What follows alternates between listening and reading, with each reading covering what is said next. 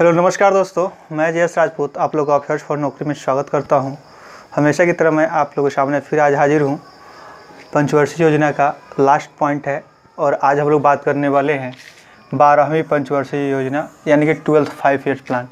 इसके बाद पंचवर्षीय योजना को समाप्त कर दिया गया, ठीक है, और योजना आयोग का नया नाम बदल के नीति आयोग कर दिया गया। तो हम लोग बात करते हैं कि कब से कब तक आखिरी पंचवर्षीय योजना रही, तो वो आपको याद रखना है 12 से 17 तक, यानी कि 12वीं 12 में शुरू हुई और 17 में समाप्त हुई। यानी कुछ दिन डॉक्टर मनमोहन सिंह जी इसके अध्यक्ष थे और कुछ दिन नरेंद्र मोदी जी, ठीक है। तो चलिए हम लोग बात करते हैं कि इसका उद्देश्य क्या रखा गया। तो फर्स्ट ऑफ ऑल क्वेश्चन यहाँ से पूछा जाएगा कि 12वीं पंचवर्षीय योजना की समयावधि क्या थी, ठीक है, ड्यूरेशन क्या था।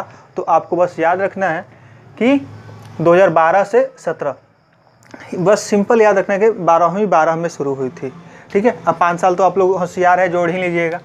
चलिए अब बात करते हैं इसके उद्देश्य क्या थे। तो तीव्रतर, अधिक समावेशी और धारणीय विकास करना, यानी कि रैपिडली ग्रोथ हो और सबका समावेशी, यानी मतलब सबको मिलाते हुए सबका ग्रोथ होना चाहिए, ठीक है। तो यहाँ कहा गया है कि इसका उद्देश्य क्या था। तो तीव्रतर और अधिक समावेशी और धारणीय विकास इसका मेन मोटो था, मेन उद्देश्य था, मेन गोल था।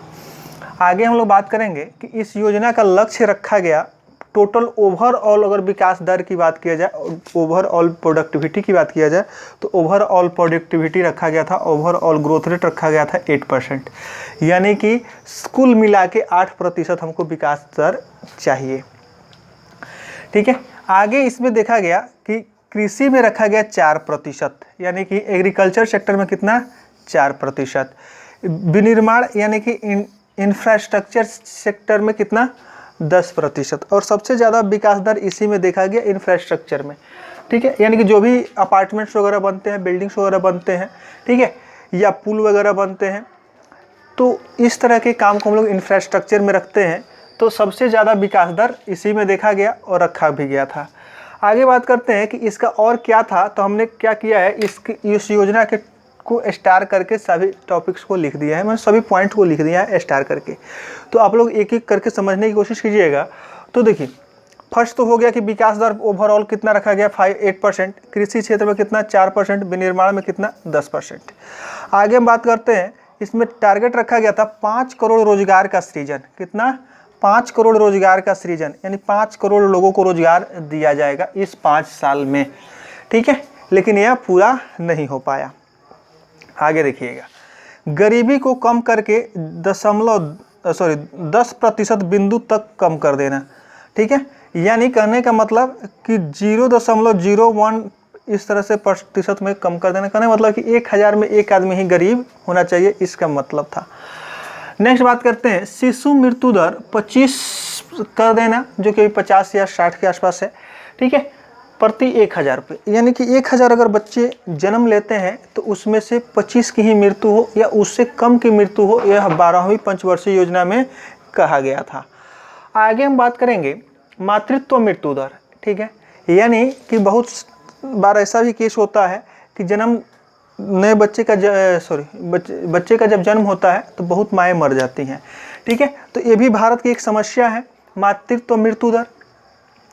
तो उसको क्या किया गया कि उसको किया गया 1000 पे, यानी 1000 नए बच्चे अगर शिशु जन्म लेते हैं तो उसमें से एक माँ को मरने का मने रखा गया, ठीक। उसको कम करके 1000 जन्म लेने वाले पे एक को टारगेट रखा गया, ठीक है। यहाँ इसीलिए हमने लिख दिया है कि जीवित जन्म पे, ठीक है। यानी 1000 जीवित बच्चों का जन्म होता है तो उसमें से एक माँ को अगर बाय द वे मर जाती हैं तो कोई नहीं है, ठीक है, लक्ष्य रखा गया था, ठीक है। यानी तो यहाँ से क्वेश्चन बनेगा कि मातृत्व मृत्यु दर कितना रखा गया था 1000 पे, शिशु मृत्यु दर कितना रखा गया था 25 प्रति 1000 पे। अब बात करते हैं कि 0 से 6 में 6 आयु वर्ग में, 0 से 6 आयु वर्ग में जो अभी 918 चल रहा है, ठीक है, यह कितना रखा गया 0 से 6 आयु वर्ग में लिंगानुपात 950 रखा गया, कितने 1000 पे, ठीक है। यानी कि 1000 में 950 लड़कियां और 1000 बच्चे, सॉरी मतलब पुरुष बच्चे, करने का मतलब लड़के, ठीक है, जो कि भारत का भी टोटल कितना है 943 है। ठीक है, 943 से कहाँ ले जाना था 0 to 6 में 950। 943 क्या है ओवरऑल लिंगानुपात है। ठीक है, यानी कि कहने मतलब कि जीरो से लेके अंतिम चरण तक का ये टोटल है। तो आगे हम लोग बात करते हैं कि आगे प्रजनन दर, ठीक है, जिसको फर्टिलिटी रेट भी कहा जाता है, वो 2.1% रखा गया, यानी कि 100 में मात्र 2 ही नए बच्चों का जन्म हो। ठीक है, 2 ही बच्चों का जन्म हो प्रति 100 पुरुष और महिलाओं में, या कहने का मतलब कि प्रति 100 पेयर में। ठीक है, उसके बाद कहा गया कि गांव को मुख्य सड़क से जोड़ना। ठीक है, यहाँ लिख लीजिएगा मुख्य सड़क, गांवों को मुख्य सड़क से जोड़ना, इसी योजना का लक्ष्य रखा गया। और आगे रखा गया एक और चीज़, राजकोषीय घाटे को जीडीपी के 3% के स्तर पर लाने का, यानी कि राजकोषीय घाटा जो होता है, ठीक है, वो 4 से 5% हो जाता है, तो उसको क्या करना है, उसको कम करके जीडीपी के 3% तक ला देना है। ठीक है, 3% से अगर कम हो जाए तो सबसे बेटर, लेकिन इसका लक्ष्य रखा गया था 3%। तो इससे भी क्वेश्चन पूछा जाता है कि राजकोषीय घाटे को जीडीपी का कितना प्रतिशत तक लाने का फैसला लिया गया था, लक्ष्य रखा गया था 12वीं में, तो 3% तक। प्रजनन दर को कितना 2.1%।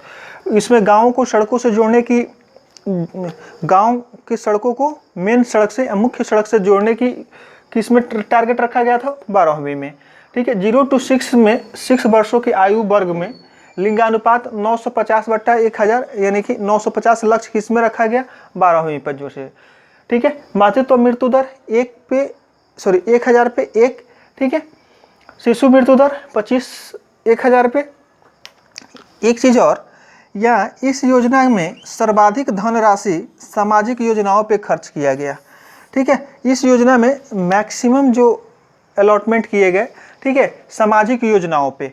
ठीक है, सामाजिक योजना कैसे हो गया, जैसे यहाँ शिशु मृत्यु दर को कम करना, यानी हॉस्पिटल वगैरह को अच्छे से हाईटेक करना, मेडिसिन वगैरह को प्रोवाइड कराना। मातृत्व मृत्यु दर, ठीक है, इसी के तहत आशा वगैरह बहाल किया गया लो, आंगनबाड़ी के तहत जो क्या कहते हैं मेडिकल फैसिलिटी जो दी जाती है गांव-गांव घूम के। उसके बाद जो भी हो वो हॉस्पिटल तक सभी लोग पहुँचे, अपना वो जो होता है, ठीक है, और जो भी हो सुरक्षित हो। ठीक है, उसके बाद जीवित जन्म अच्छे से हो। उसके बाद यहाँ जब हॉस्पिटल में होगा तो किसी तरह की भेदभाव नहीं होंगे, तो यहाँ भी क्या होगा 950 बढ़ेगा, यानी जनसंख्या यहाँ भी लिंगानुपात बढ़ेगा। सड़क को जोड़ने की बात है तो ये भी क्या है एक सामाजिक काम ही है। ठीक है, और राजकोषीय घाटा थोड़ा सा सामाजिक नहीं है यहाँ पे। चलिए आगे हम लोग बात करते हैं। यहाँ रोजगार सृजन की बात आ गई, तो रोजगार से समाज का कल्याण होगा।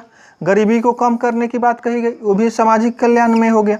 ठीक है, तो यहाँ कृषि को भी 4% तक बढ़ाने के, इसीलिए कहा गया कि सबसे ज़्यादा इसमें जो खर्च हुए, सर्वाधिक खर्च हुए किस मद में हुए, तो सामाजिक योजनाओं में खर्च किए गए, यानी तरह तरह के सामाजिक प्लान लाए गए जिसके तहत इसकी मैक्सिमम धनराशि को खर्च किया गया।